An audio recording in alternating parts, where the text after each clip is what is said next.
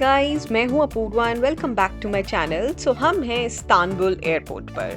तो क्या हम एथेंस वापस जा रहे हैं? नहीं, हम जा रहे हैं कैपेडोशिया, जो है केव सिटी, और आपको भी अपने साथ लेके चलते हैं। सो मैं थोड़ी परेशान अभी इसलिए दिख रही हूँ क्योंकि हम अपने फ्लाइट का शेड्यूल देख रहे थे कि फ्लाइट कहाँ से जाने वाली, gate number and all that, but हमें वो मिल गया। एंड उसके बाद हमने सोचा चलो थोड़ी देर एयरपोर्ट पर चिल आउट करते हैं, कुछ खाते हैं पीते हैं। सो हमने यहाँ पर लिया टर्किश टी। गुरप्रीत ने एज यूजुअल अपनी कैपेचिनो ली, थोड़ा सा केक लिया, चीज़ पाई लिया एंड थोड़ी देर रिलैक्स किया।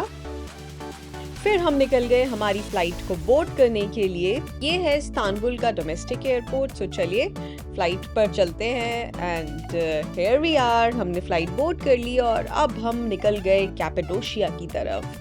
सो थोड़ी देर में आपको कैपेडोशिया में मिलते हैं। Stay tuned till then. And ये हम पहुंच गए कैपेडोशिया। सो हमने लैंड किया केसरी एयरपोर्ट पर। It took us around 1.5 hour to reach Kayseri airport. अभी यहाँ से भी कैपेडोशिया अराउंड 2 आवर्स के डिस्टेंस पर है। तो चलते चलते मैं आपको थोड़ा बहुत कैपेडोशिया के बारे में बता देती हूँ। कैपेडोशिया फेमस है for fairy chimneys and beautiful horses. It is also known as land of beautiful horses. So ये जो आपको केव लाइक स्ट्रक्चर दिख रहे हैं, हम ऐसे ही किसी होटल में रहने वाले हैं। तो चलिए अब हम होटल पहुंच गए हैं और आपको थोड़ा सा होटल का व्यू देती हूँ। हाय गाइस, सो मॉर्निंग से अभी तक हम ज़्यादा कुछ रिकॉर्ड नहीं कर पाए हैं। वो मॉर्निंग फ्लाइट थी और अभी हम कैपेडोकिया आ गए हैं। कैपेडोकिया हमने जो एयरपोर्ट था कैसेरी एयरपोर्ट, वहाँ से यहाँ तक कुछ 1 घंटा 1.5 घंटा अराउंड लगा है। और ये होटल हमने केव होटल बुक किया है। यहाँ पर आपको यही सारे होटल्स मिलेंगे। वो आप पहले भी कर सकते हैं अगर आप किसी ट्रैवल कंपनी से या किसी से भी ग्रुप से जुड़े हुए हैं, तो आप ये बुक कर सकते हैं। सो ये केव होटल हमने किया है एंड मैं इसका आपको टूर देती हूँ। यही यहाँ की स्पेशलिटी है। एंड मॉर्निंग में फिर हमारा हॉट एयर बैलून वगैरह है, वो सारी चीज़ें आपको दिखाते जाएंगे। तो मैं क्विकली एक रूम टूर देती हूँ, फिर हम बाहर निकलते हैं एंड इस जगह को एक्सप्लोर करते हैं। अभी I am so excited because देखने में ही बहुत ही ज़्यादा इंटरेस्टिंग लग रहा है। So let's go. सो यहाँ से हमने एंटर किया and these are beautiful caves। ये भी एक रूम है, ये भी एक रूम है and this is our room। So quickly मैं आपको एक रूम टूर देती हूँ। ये पूरा केव के स्ट्रक्चर में बना हुआ है। रॉक्स का यूज किया गया है एंड काफी चीजों को एज इट इज रखा गया है, लेकिन सारी एमिनिटीज दी हैं। So there is wifi, there is mirror, there is AC and an air purifier भी था, table, chair, kettle, fridge, everything was there and this is a beautiful bathroom they have. तो यहाँ पर बाथटब भी था, shower area अलग से था एंड सेपरेटली हीटिंग सिस्टम दिया हुआ था फॉर बाथरूम। और पूरे रूम में बहुत अलग सी फ्रेग्रेंस आ रही थी। It was lovely. तो अभी हम यहाँ से निकलते हैं and will go to have something, क्योंकि 3:30 होने वाला है एंड सुबह से कुछ नहीं खाया, बस उतना ही कॉफ़ी एंड चीज़ खाया था। तो अभी यहाँ से निकलते हैं। यहाँ पर आपको बहुत सारे इंडियन रेस्टोरेंट्स मिल जाएंगे, बहुत सारे कैफ़ेज़ मिल जाएंगे एंड मुझे लग रहा है नाइट में तो ये और भी ज़्यादा एक्साइटिंग लगने वाला है। तो अभी हम चलते हैं, एक इंडियन रेस्टोरेंट जा रहे हैं और वहीं मिलते हैं।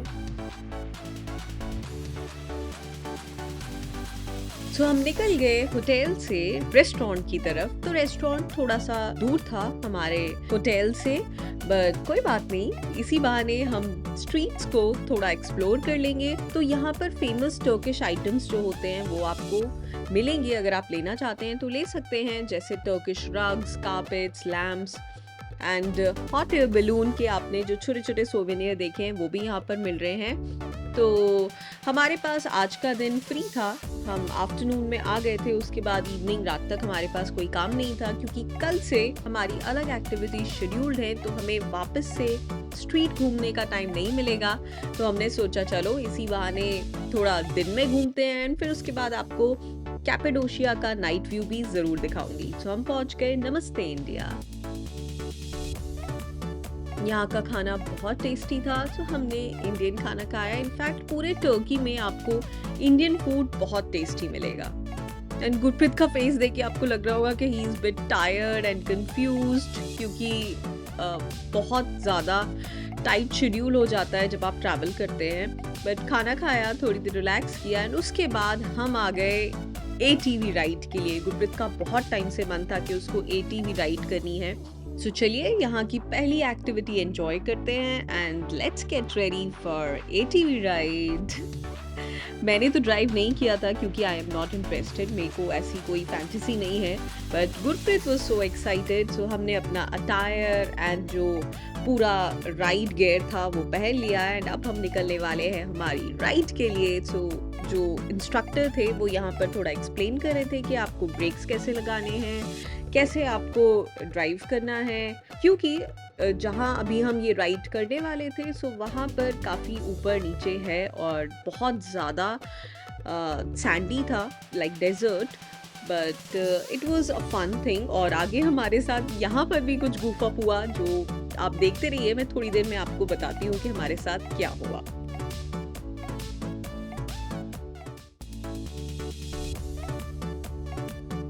एंड ये हम निकल गए हमारी फर्स्ट एटीवी राइड के लिए। गुरप्रीत बहुत खुश था, मैं भी खुश थी क्योंकि मुझे पीछे बैठकर बहुत मजा आ रहा था और मैं थोड़ा थोड़ा रिकॉर्ड कर रही थी। ये देख रहे हैं आप कि कितना डस्टी है यहाँ पर। और हम एक ग्रुप को फॉलो कर रहे थे, सबसे आगे हमारे इंस्ट्रक्टर चल रहे थे एंड उसके पीछे पीछे हम चल रहे थे। ये हमारे कुछ लास्ट शॉट्स हैं। मतलब जब आप इस राइड पर जाते हैं तो आपको अलग अलग पॉइंट्स पर लेकर जाया जाता है। आप वहाँ पर फोटोज क्लिक कर सकते हैं, कुछ शॉप्स हैं, so you can chill out for 10-15 minutes and उसके बाद आप आगे बढ़ते हैं। एंड पॉइंट होता है कि आपको सनसेट दिखाया जाता है। Sunset is beautiful. ये जो केव्स आपको दिख रहे हैं, चिमनीज आपको दिख रही हैं, इस पर जो सनरेज पड़ती हैं वो बहुत ही अमेजिंग लगती हैं। बट हम वहाँ तक पहुँच नहीं पाए क्योंकि हमने सिर्फ 2 स्पॉट्स को एंजॉय किया। उसके बाद हम जिस ग्रुप को फॉलो कर रहे थे उसमें से अनफॉर्चुनेटली किसी की एटीवी गिर जाती है, उनका एक्सीडेंट हो जाता है और वो सब एक साथ आए थे तो उन सब ने वो ग्रुप छोड़ दिया एंड आगे की राइड कंटिन्यू नहीं की। तो हम अकेले रह गए उस ग्रुप में और हमारा इंस्ट्रक्टर वो भी चला गया and we kept on riding here and there. गाड़ी का पेट्रोल भी खत्म हो गया, सो हम अपने आप 1-2 पॉइंट्स पर गए एंड उसके बाद हम एक जगह स्टक हो गए क्योंकि हमसे वापस एटीवी स्टार्ट नहीं हो रही थी। Then we contacted somebody to the company and उसके बाद कोई हमें रिसीव करने आया। बट हम जैसे तैसे अपने पॉइंट पर पहुंच गए वापस। Then they took us again जहाँ पर सनसेट होता है। हम थोड़ा सा ही सनसेट एंजॉय कर पाए लेकिन इट वाज ऊपर नीचे राइड, हमारी पूरी राइड स्पॉइल हो गई। बट ठीक है, हमें एटीवी राइड एंजॉय करनी थी सो वो हमने की and we took some pictures क्योंकि पिक्चर लेना तो मस्ट है। सो वो हमने ली थोड़े ऑफ मूड के साथ ही, बट हमने अच्छे खासे शॉट्स लिए जो यहाँ पर मैं लगा रही हूँ। उसके बाद हम वापस होटल आ गए एंड यहाँ हम रेडी हो गए वापस बाहर जाने के लिए। बहुत डस्टी था वहाँ पर, so we took a head bath and थोड़ा ठंडा भी हो गया था और लाइटिंग बहुत अच्छी लग रही थी इसलिए मैं खुद को कैमरे में देख रही थी। सो आप लोग समझ सकते हैं कि लड़कियों को कैमरे में देख के कैसा लगता है। सो चलिए अब आपको मैं नाइट व्यू दिखाती हूँ कैपेडोशिया स्ट्रीट्स का।